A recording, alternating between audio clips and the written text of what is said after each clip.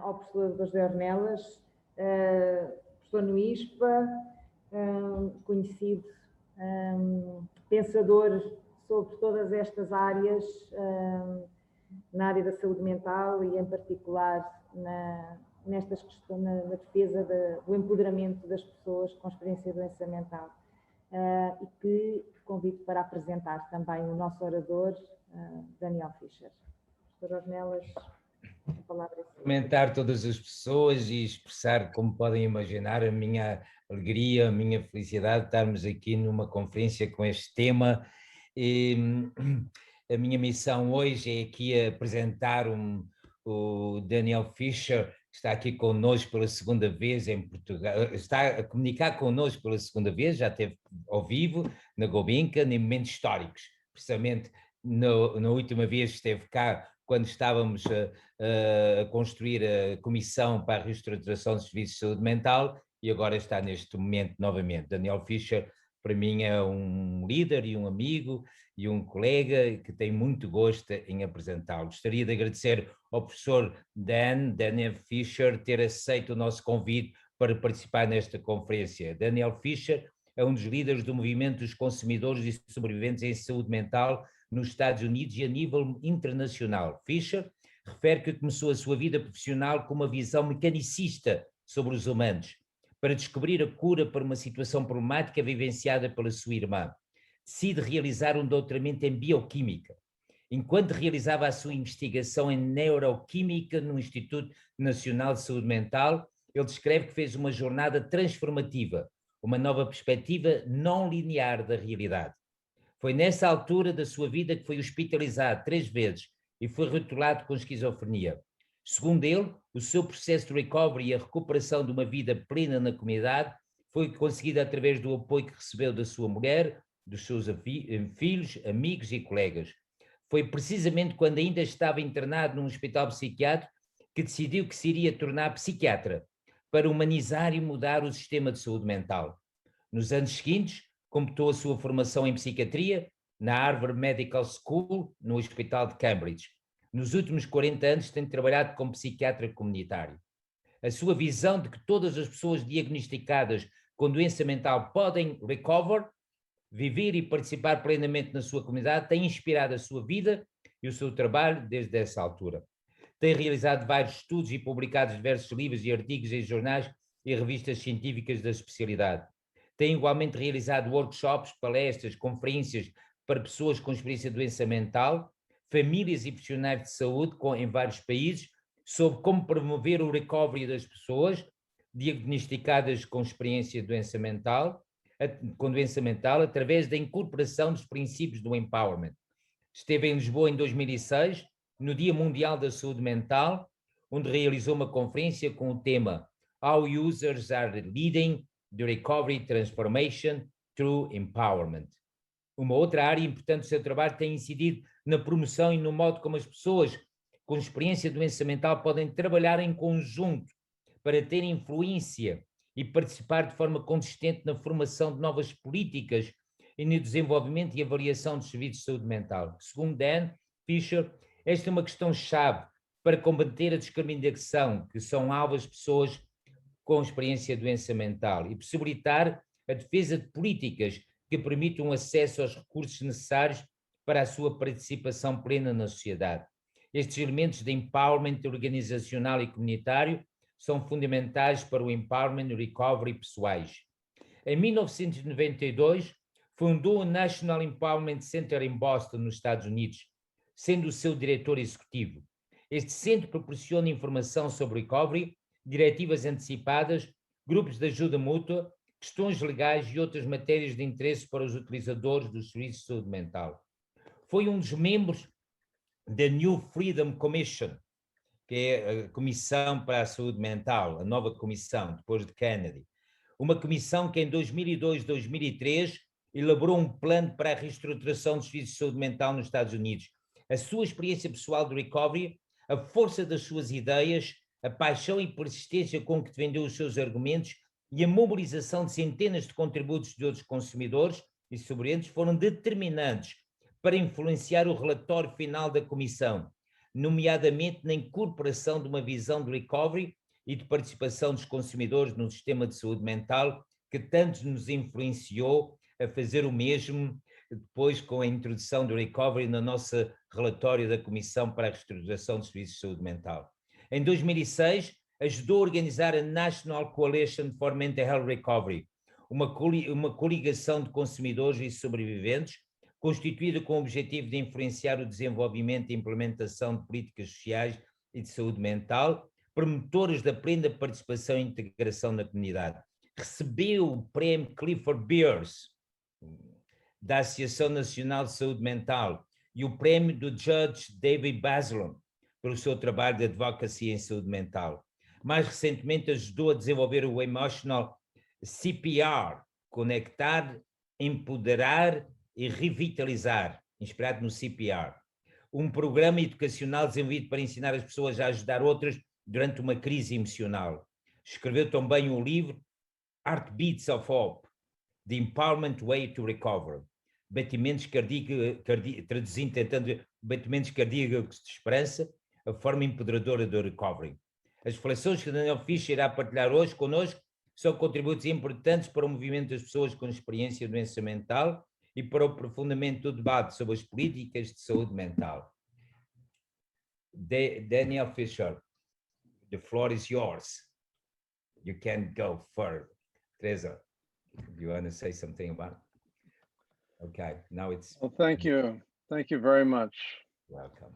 Thank you, Jose. And thank you, Beatrice, Adelaide, Teresa. It's very exciting to hear the progress that you all have been making. I'm very moved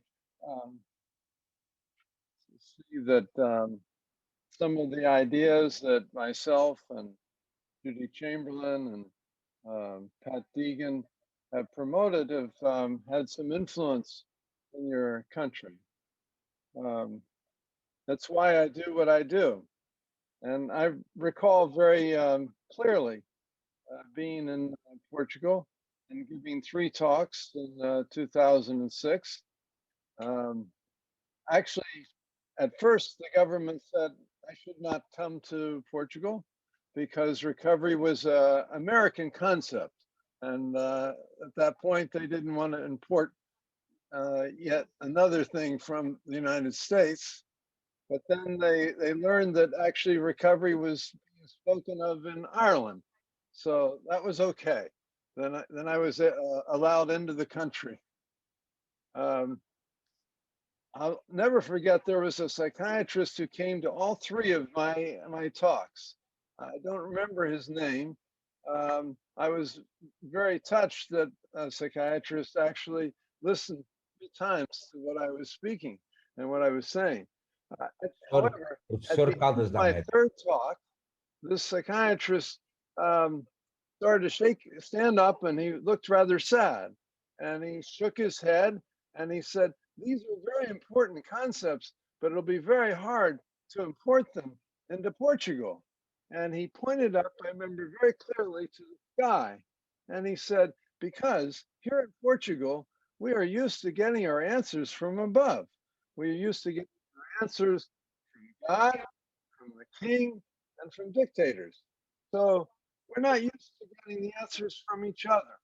And I was very sort of shaken by this, but also recognizing that for all our difficulties in the United States, we do have a tradition of people who are oppressed or people who are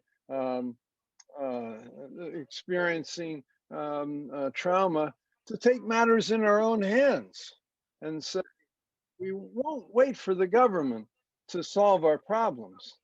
And I became further aware of this when I was in Sweden. Maybe a year later, I met with the people lived experience in Sweden, and they said, "Oh, we're jealous of what you all are doing in the United States."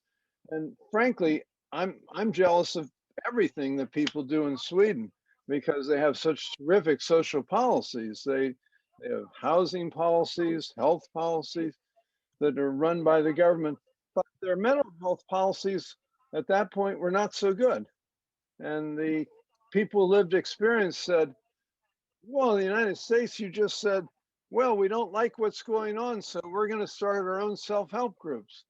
And that's really the history of our movement, very much like the civil rights movement in the 60s, for the rights of women, advocacy for the rights of people with disabilities, and our movement for rights of people with labeled with mental illness started on those same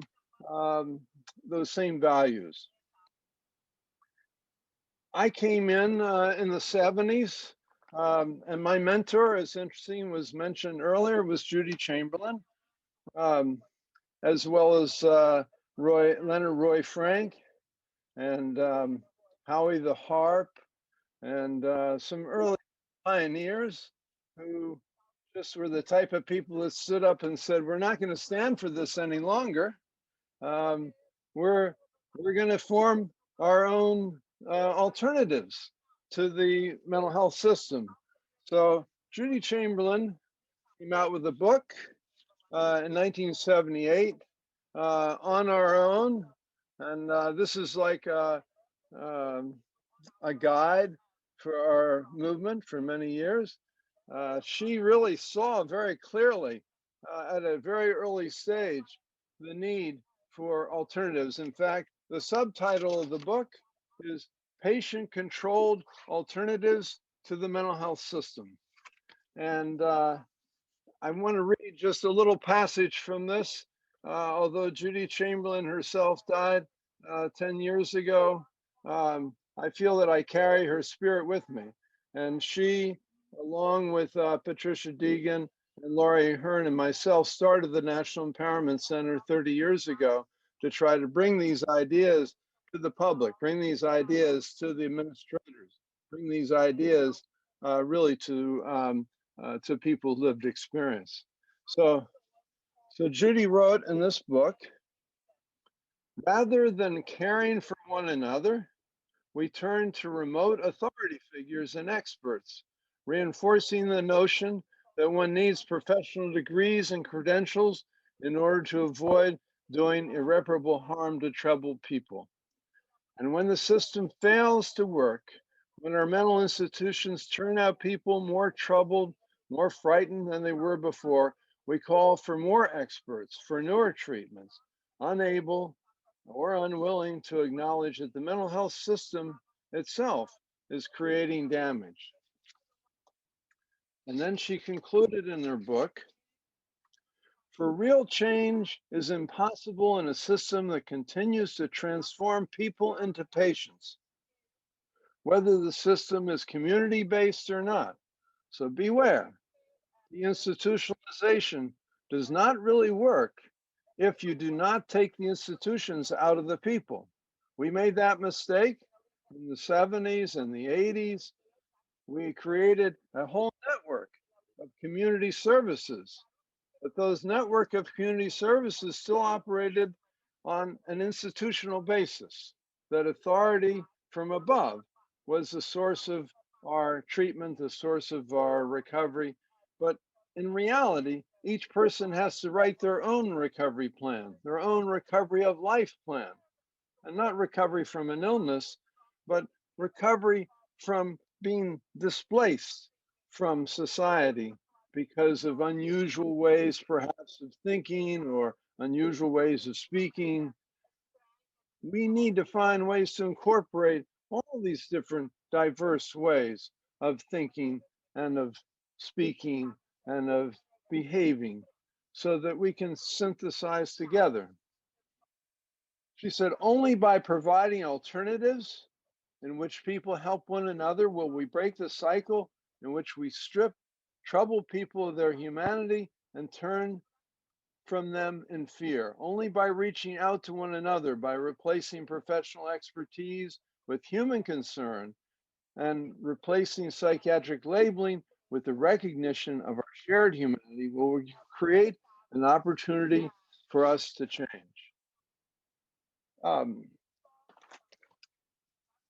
I won't go deeply into my own personal experience. I have written about it in a book that José mentioned, that's Heartbeats of Hope. I will say this, that my lived experience of being labeled with mental illness, when I really basically just wanted to reorganize my life and heal at a deep level. But I instead was labeled as mentally ill. I did not speak at one point for a month in a hospital because I didn't see the point of speaking. This experience created a lot of anger and outrage, which I think Patricia Deegan is going to address in her speech following this, that I did not want to continue to live in a society that took away people's rights, took away people's voice because they thought and spoke differently from other people. I joke, the only good thing that came out of my psychiatric hospitalization, especially during a period of seclusion, was that I vowed that I'd become a psychiatrist and change the system. But I didn't recognize, and I did do it. I've succeeded. I was very fortunate. I had a psychiatrist who was my therapist, who was very humanistic. He did not emphasize medication at the expense, really, of human interaction. He saw that it was in our relationships that we recover and that we heal, not solely in medication. I'm not opposed to medication, but medication is limited in its capacity, really, to help people whose problems are really problems of the heart. And I'll talk a little at the end about a program that we've been developing over the last 10 years called emotional CPR to help activate the feelings and the empathy among all the people in society, because recovery is not the work of just the person that has been labeled. It's not just the work of families. It's not just the work of providers. It's the work of all society, because we have to recover from the collective trauma that we all have been subjected to, that is now apparent in the pandemic, but really has been going on for hundreds of years in the dehumanizing conditions that many of us have been living under. So I want to also mention this program PACE, which was brought up in, I guess, really the product of research that Patricia Deegan and I did in the late 90s. Fairly simple research, qualitative research program. We were funded by our federal government to interview 20, 30 people who, like myself and Patricia Deegan, had been labeled with severe psychiatric conditions and had recovered our life. What were the most important factors in the recovery of our life? Not a big mystery. Repeatedly, people said it was the relationships of people around them. José mentioned that my wife was very important and continues to be important in my life, very important in my recovery. She always believed in me. From time to time over the years, I'd say to her, "What were you doing? What were you thinking? Marrying a person labeled with schizophrenia?" She was just 24 years old when we met. And she said, "I never saw you as mentally ill." And that was so vital, because then I didn't see myself as mentally ill. And being around other people who were going through similar recovery and seeing that this was really more a human rights struggle and a right to be able to have a voice also helped me to recover and recover my voice, recover my autonomy, recover my strength. I have a whole set of slides I'll probably never get to here. Maybe they'll be put up for you to look at later. I will cover a few of them just as sort of, what would I call them, an overview of what we've been doing to try to actualize these values of recovery of life. And I keep saying, by the way, recovery of life. And partly that was a discovery by translating recovery into Spanish. So we had recovery, and then the system started to say, oh yeah, we believe in recovery. Well, you have to be careful because the system's very adaptive, and actually it tries to co-opt recovery and say it's recovery from an illness, but we don't believe these are illnesses. They're just traumas that interfere with our development that can happen and often do happen to everyone. So we were trying to translate it into Spanish, and in Spanish they use the word recuperación, and I'm not sure what word is used actually in Portuguese. I want to revisit that, but we said recuperación. That sounds like recovery from a cold or recovery from a broken arm, or it has a sort of medical ring to it. So we said, no, we don't want não é nada disso. recuperación. Não é isso que estamos, So we came up with estamos a recupera fazer. de la vida. Recupera de la vida. Nós Recover estamos a a falar life. de And what does recuperar a that mean, vida. to recover a E o life? que é que isto quer That's what dizer? we've been trying Recuperar to uma vida. actualize through our policies, Isto through our ways of organizing, because our work now. I don't hear the translation. Am I still being translated? Yes, you can continue, Daniel. Do you want me to share the presentation? Yes, please. Yeah, share the presentation. Yeah. And can we get a little extra time, because my time was a little bit taken from me, not by purpose, but yeah. Okay. I see there's a pause afterwards. Maybe we'll have a later Yeah, pause. don't worry about the time. Okay. So I call this Heartbeats of Hope, which actually is the title of my the book that I've written, Heartbeats of Hope. And in this book, I try to describe, and it was written over about an 8-year period, what I felt was most important to my own recovery and the recovery of other people. But it's still evolving. I guess I'm a slow learner, but maybe we're all slow learners. When there's not much attention paid to an area, then the development takes longer. Of what is this recovery of life? So if you look at the next slide, this is it starts with a quote. It's from a administrator in the United States, Ron Manderscheid. He's retired now. He's a dear friend. And for many years, he worked in the federal government to support our movement. And it's very important that there are people like you have Teresa, what's her name, Guerrero, who spoke. I think it sounds like she's in the government. Thelma Guerrero. Very important to have friends in high places who can help support you, as the foundation that you have is supporting. So Ron said, and I'm still trying to get him to put it into a paper, the most important developments in the US mental health system in the last 30 years have been through the efforts of personal lived experience. And how have we done that? How have we worked to transform our system? And we have a long ways to go because there's a big backlash right now. We've worked on recovery of life through what I would call steps to recovery.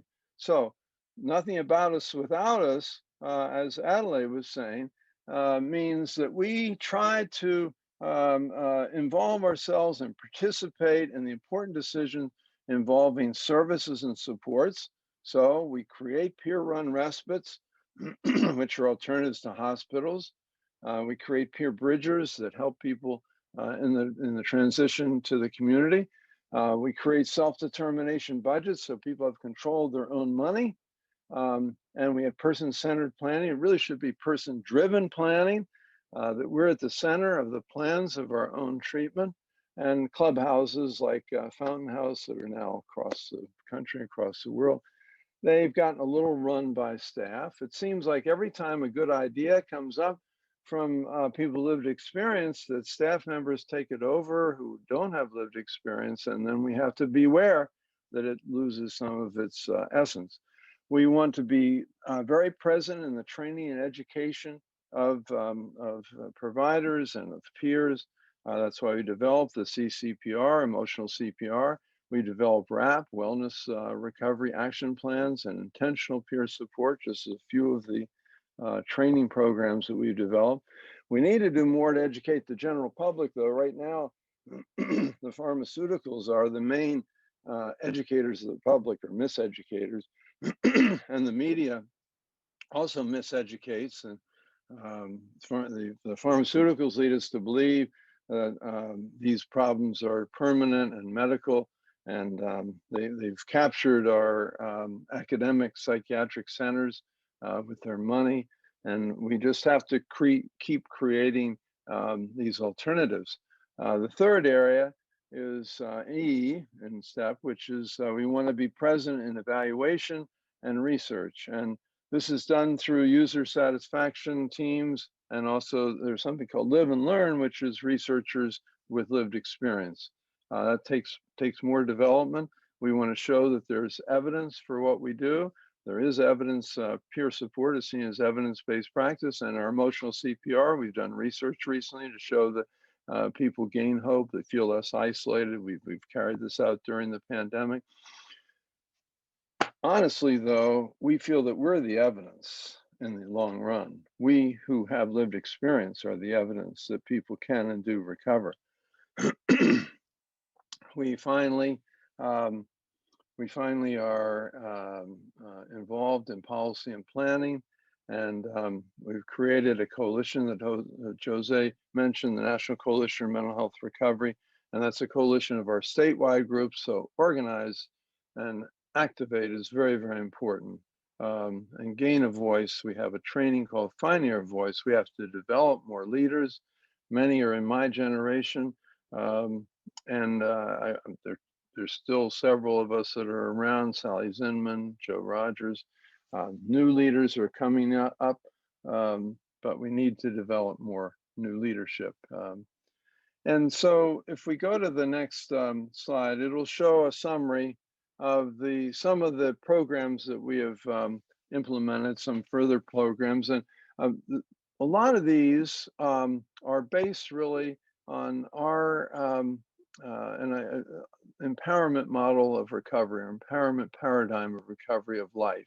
And this is described more deeply in both the PACE program and in the Heartbeats of Hope. I would add to this list, by the way, the Alternatives Conference, which our national coalition is sponsoring.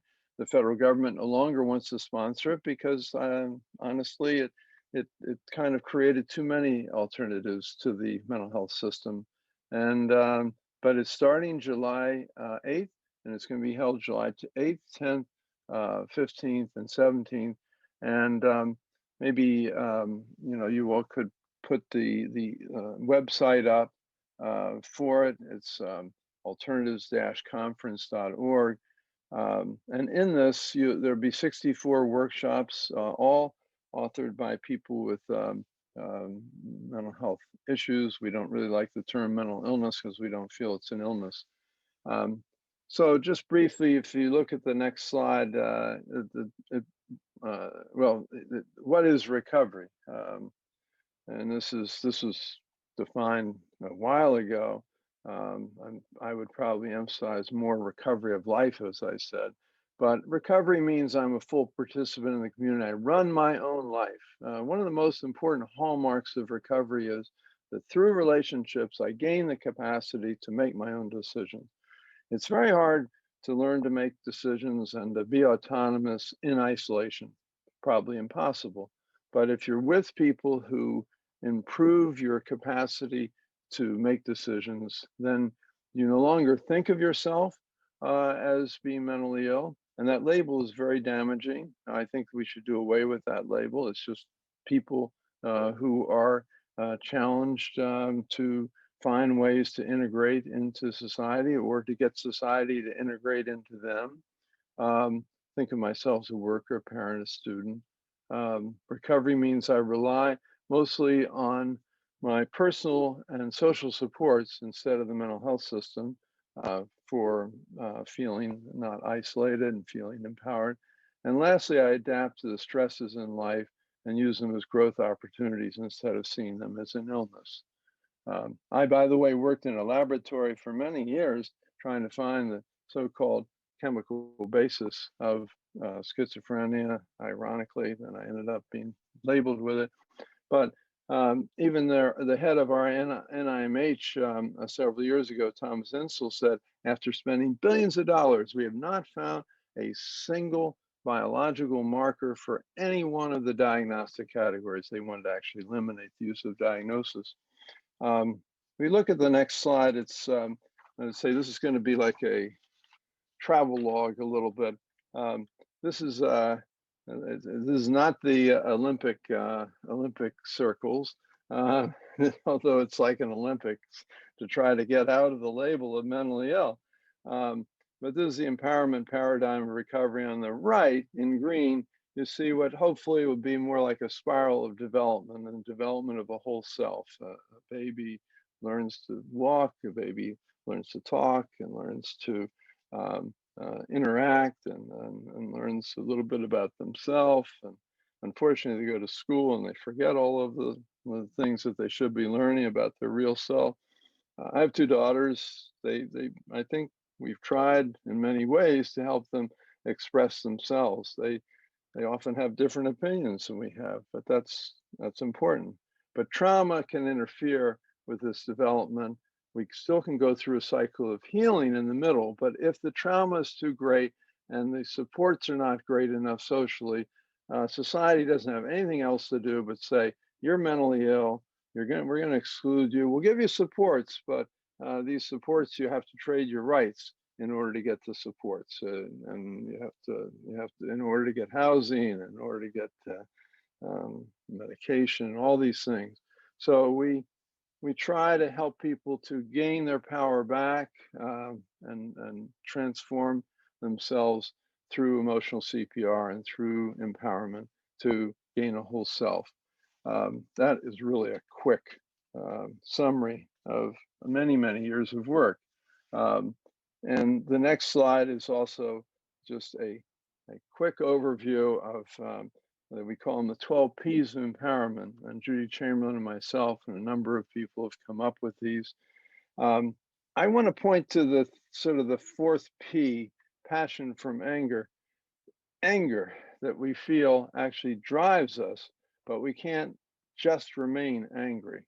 We can't go to decision-making bodies and thump our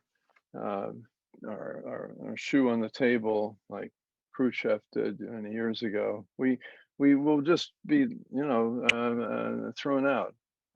We have to go with an edge of anger, but with passion and purpose. And then we have to get involved in politics.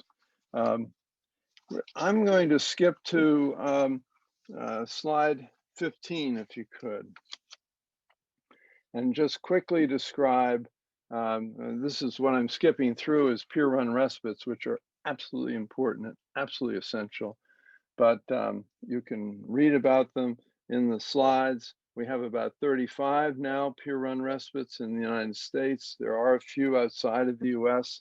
That's a whole topic in itself, but we need to find these alternatives that prevent people from going into hospitals. But prevention actually begins prior to the respites, prior to hospitalization, is how can people support each other during times of crisis? And I've borrowed a lot from open dialogue. I think open dialogue is a terrific development professionally in Finland, and now spreading around different parts of the country, different parts of the world.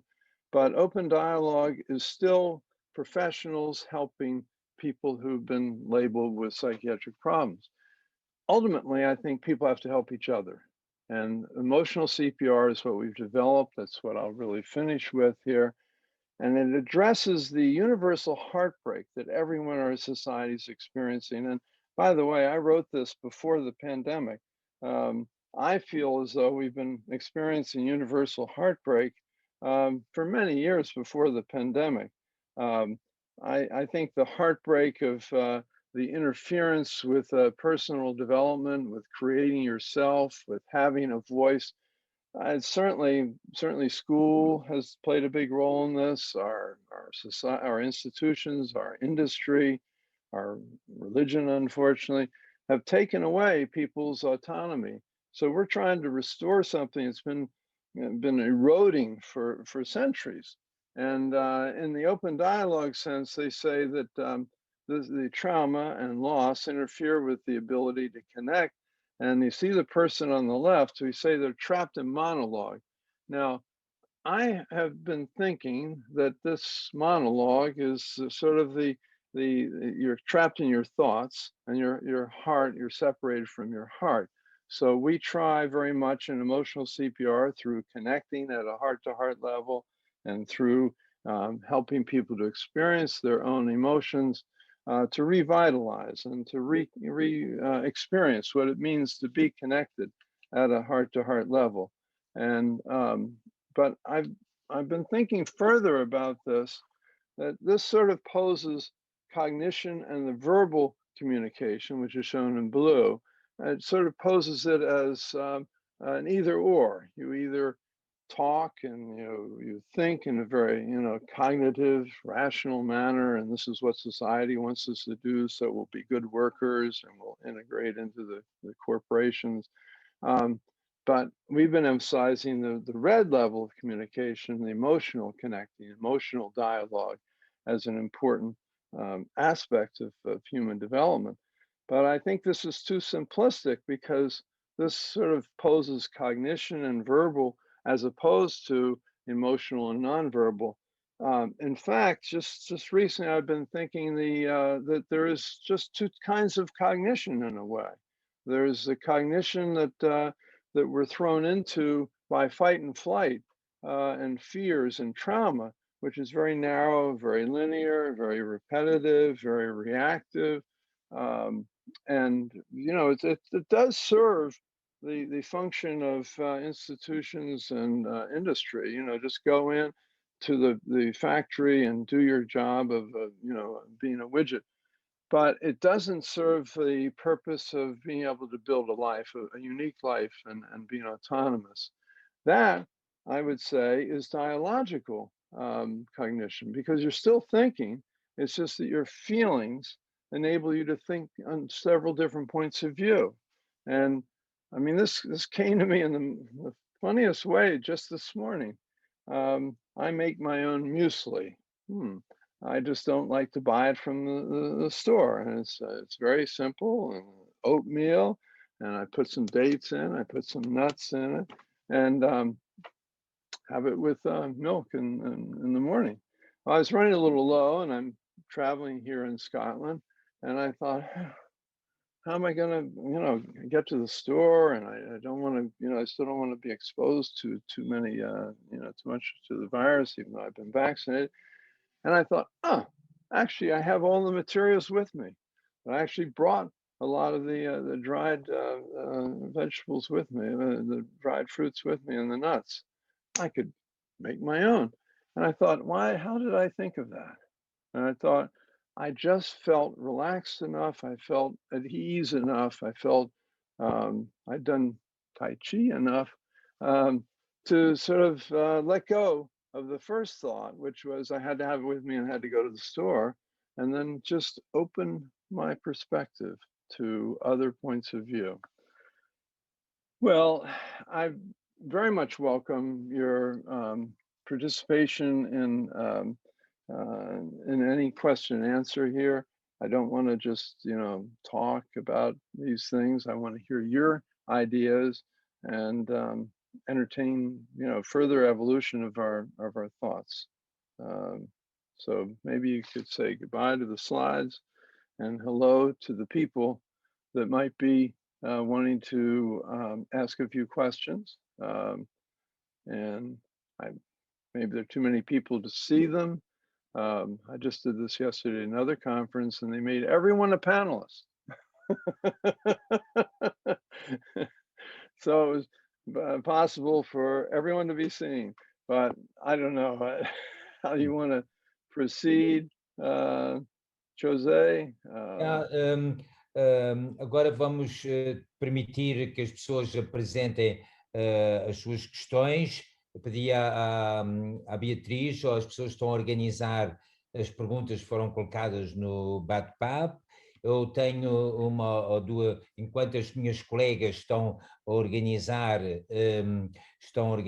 as perguntas, gostava também de agradecer a apresentação, excelente apresentação, e depois, quando tiver a oportunidade, pode ficar mais para o fim, não tem que ser no início, dar oportunidade primeiro aos participantes, mas gostava muito de ouvir o Dan falar sobre a sua experiência.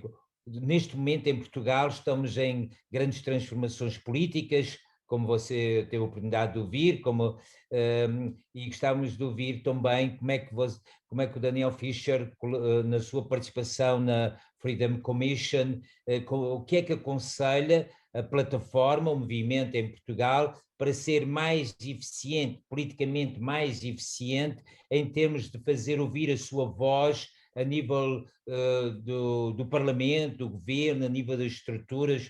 O que é que você tem aprendido, principalmente no seu trabalho muito eficaz, que eu sei que foi muito duro, na Freedom Commission?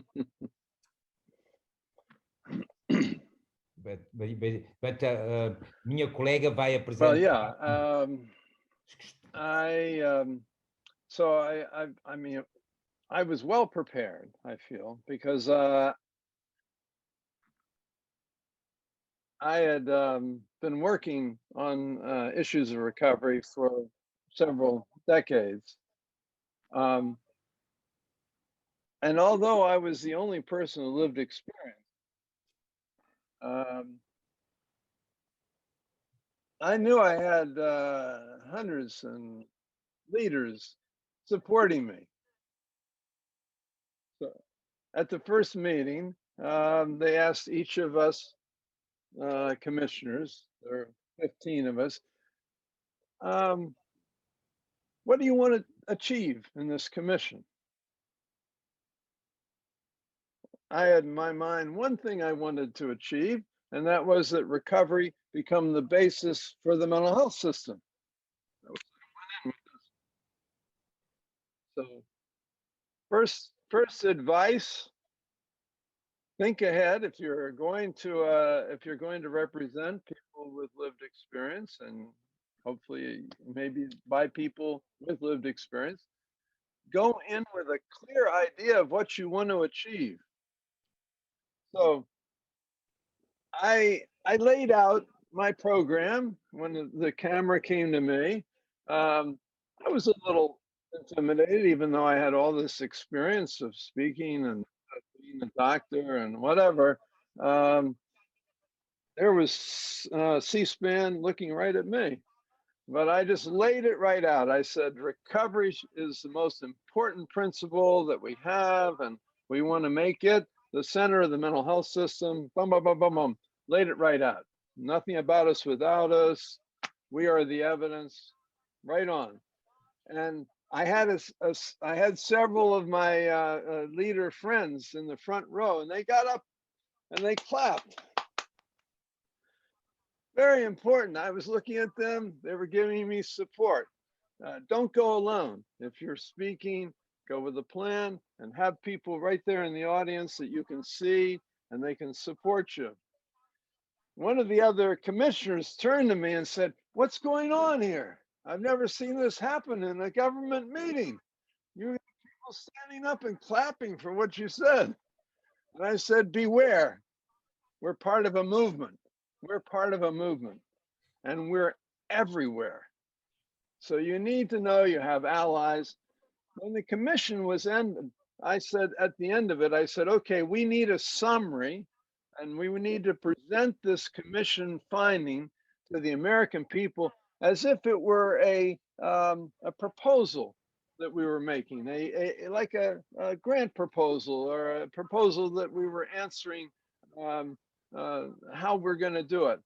And so I focused on one of the 6 goals. The main goal that I focused on was that we had to be present in the decision-making bodies of each element of the government.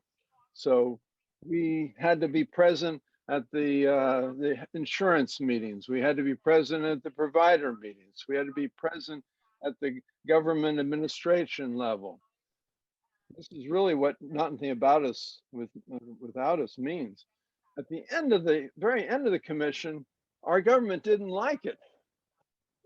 It was the Bush administration, and they were hoping we would say, medicine is for everyone, not our voices for everyone. So they took away our funding for a year. That's how our center was rewarded at that point. But we found ways to piece together a year's worth of funding. And we realized that we needed a coalition. We needed a political body. And that's when we started our National Coalition for Mental Health Recovery. And it was like the people with disabilities, other disabilities have formed we could say a lobbying group.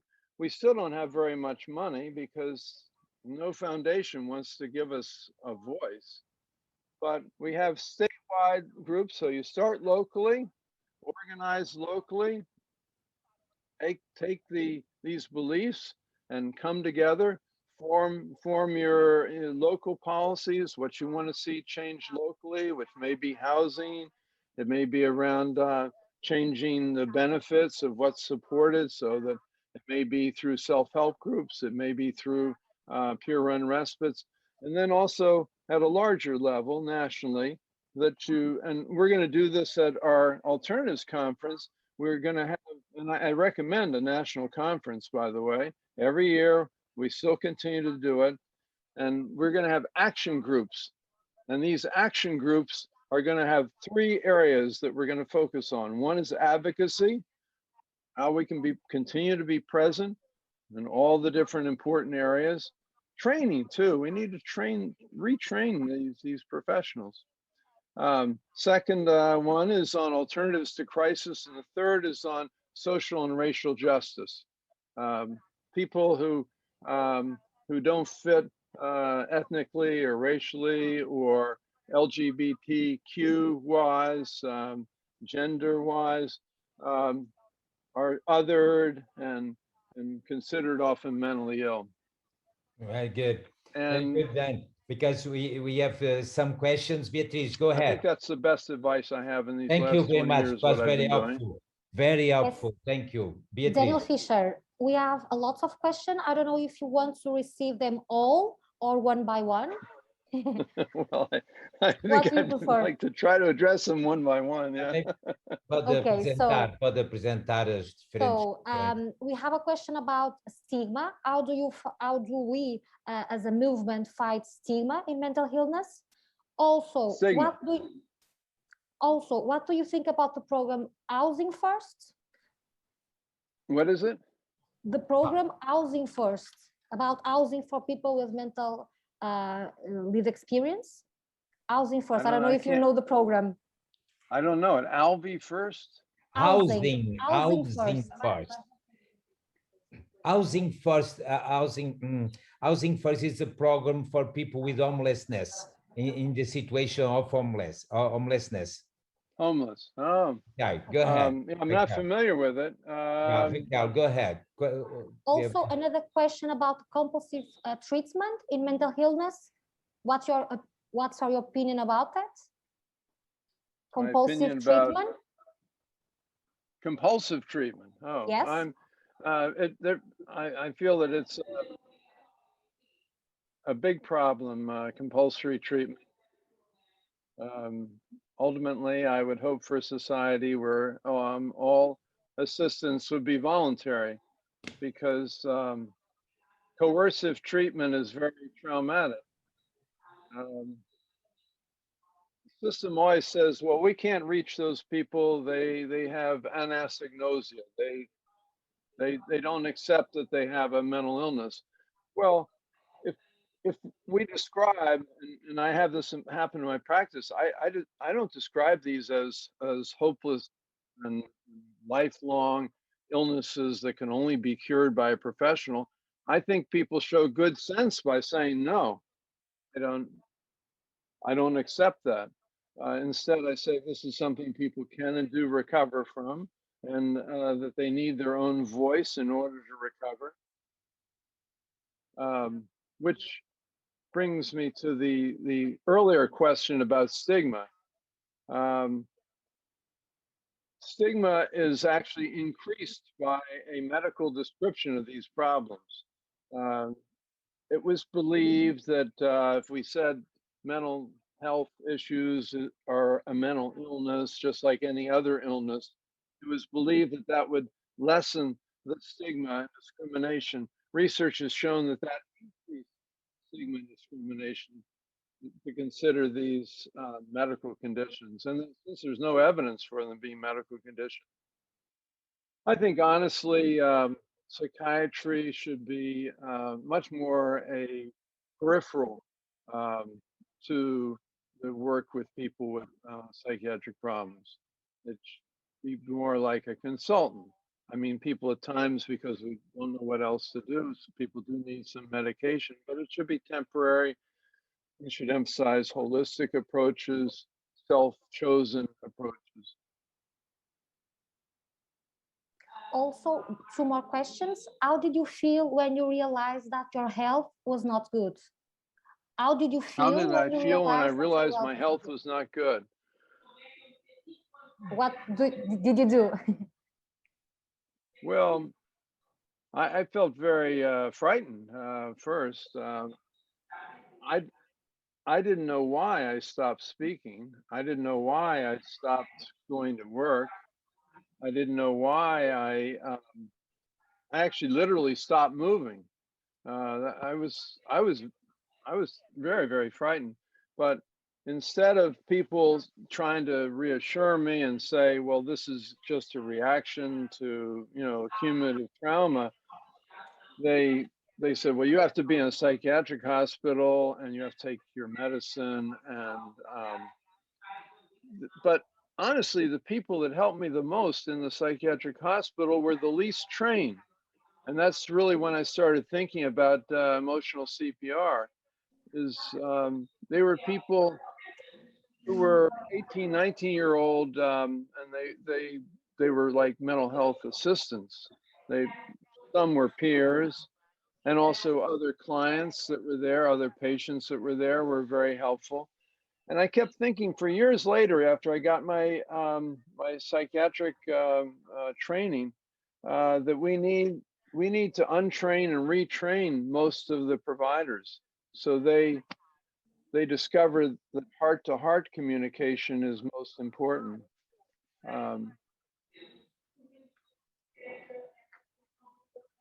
Tem mais questões, Raquel? Não sei se tem mais questões. Sim. How can we change the beliefs that some professionals still have regarding the area of mental illness? How can we change the beliefs? Very good question. I've spent 40 years working on that one.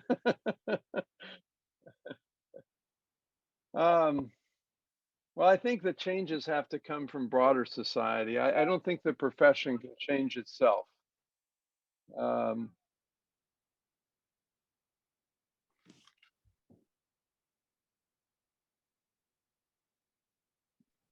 We have to change the training of professionals. I think people lived experience ultimately have to run the system, to be honest. We have to tell people, we want to be treated as human beings. We don't want to be treated as objects. We have a heart, we have a mind, we have dreams. Don't take those away from us anymore. I don't know how long it'll take. As I say, I've been working on this for 40 years. I continue to work on it. My wife wishes I would retire. I am 77 years old, but I'm not ready to retire because the struggle continues. I guess also more people like myself who've been through our own recovery need to speak up. We need to say, these are not lifelong conditions. They don't end our lives. We have to make it safe enough for people to do that. but it is the speaking up that makes it safe. These testimonies that people give are very important, very, very important. And maybe that's where people begin, is by giving testimony. Some people, understandably are afraid that it might ruin their career, but it is really only by people speaking up that we can start to change these perceptions and see people of all walks of life need to speak up and not just sneak back into society and say, oh, it really didn't happen to me. I mean, people have said to me, I must not have been mentally ill. How could I make sense to the rest of the world if I was ever mentally ill? And that just makes me angrier. That just keeps me doing this. Ricardo, há mais questões?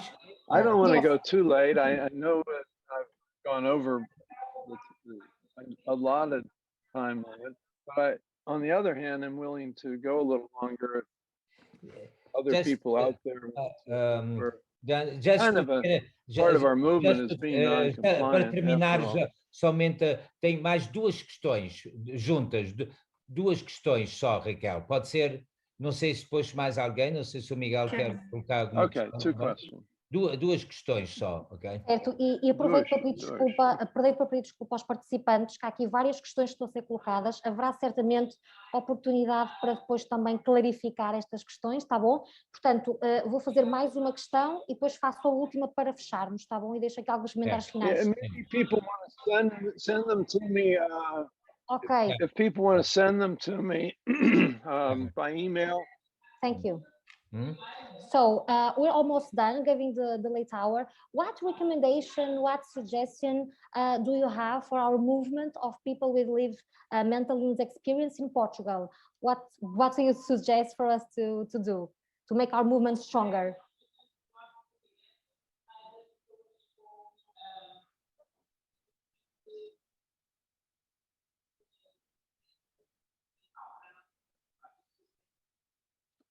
Unfortunately, I didn't realize she was speaking English, so I wasn't.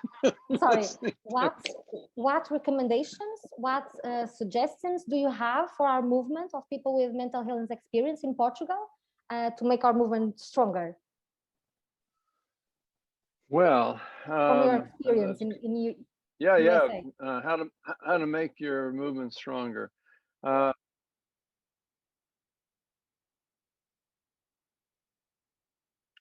Well, first of all, don't be too polite. I tell our neighbors up in Canada all the time, stop being so polite.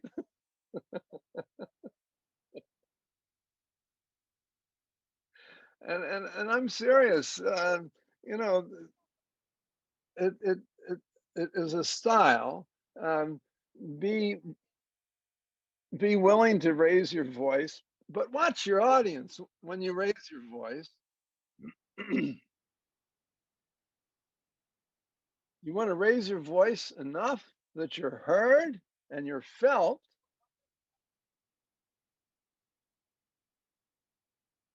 I think getting in touch with your feelings is a very important part of becoming a leader. People, there's Maya Angelou, late Maya Angelou said, you've probably heard this quote.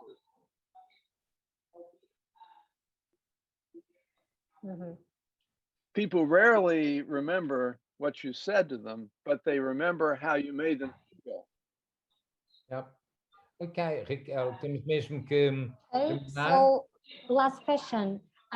In Portugal, in the mental health law, and in relation So to... you need to develop more leaders who speak up and, who transform that anger and that rage into passion and passionate speech. You need to come together and collaborate with each other. We need a big tent that includes a variety of points of view.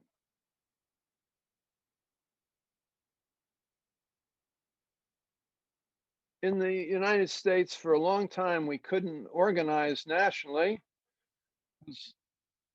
We had people like Judy Chamberlain and Howie the Harp over here tear the whole system down over here.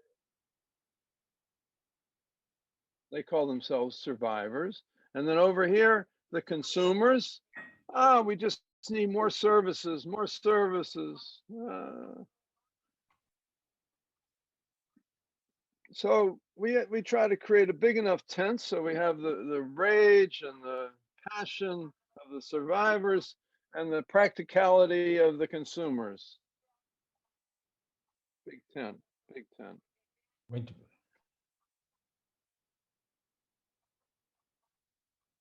I would also urge you to form alliances with what we call friends of the movement.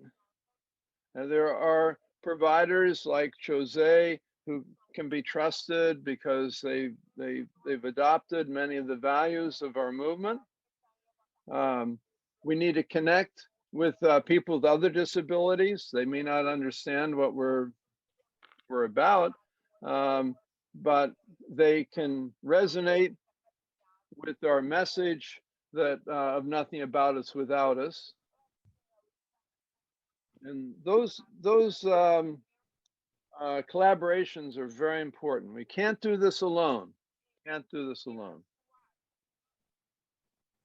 Big tent. Muito bem, eu penso, Raquel, eu penso que o essencial, o mais importante, penso que já foi dito. O Daniel Fischer convidou todas as pessoas que tiverem alguma questão para colocar, pode colocar, podem enviar para ele diretamente, nós vamos dispor o mail dele. Daniel, muito obrigada pela tua participação, foi um prazer enorme estar aqui conosco e espero que esta conferência também seja um contributo para o fortalecimento do movimento a nível internacional. Por exemplo, já informei o que tu me disseste aos nossos participantes em Portugal de que para a semana vai haver um encontro, o vosso encontro nos Estados Unidos, para ver se começa a criar estas pontes para que se consolidar esta rede internacional. Muito obrigada e até breve. Certamente vamos contactar contigo para continuarmos num apoio mais específico de formação específica de líderes. Um grande abraço para ti. Teresa.